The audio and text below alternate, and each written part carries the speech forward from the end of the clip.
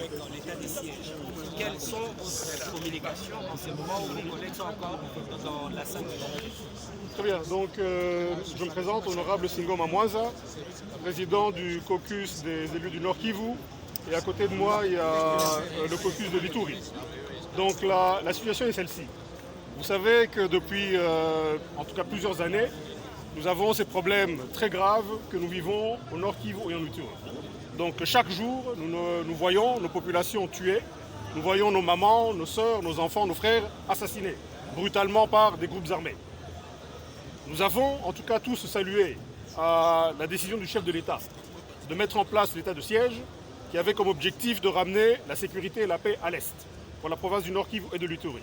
Malheureusement, il est constaté que, malgré l'état de siège, nous continuons à déplorer chaque jour des morts dans tous les territoires de nos deux provinces respectives.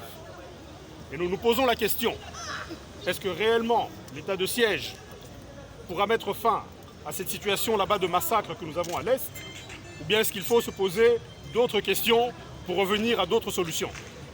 Les députés du Nord Kivu ont toujours insisté, et de l'Ituri, que oui, nous soutenons bien sûr nos forces armées, qui doivent avoir toute une, je dirais, un soutien logistique plus approprié pour combattre ces bandes armées, mais nous ne comprenons pas qu'après tous les mois où l'état de siège a été mis en place, et malgré les massacres qui continuent, on continue à insister que c'est la seule solution.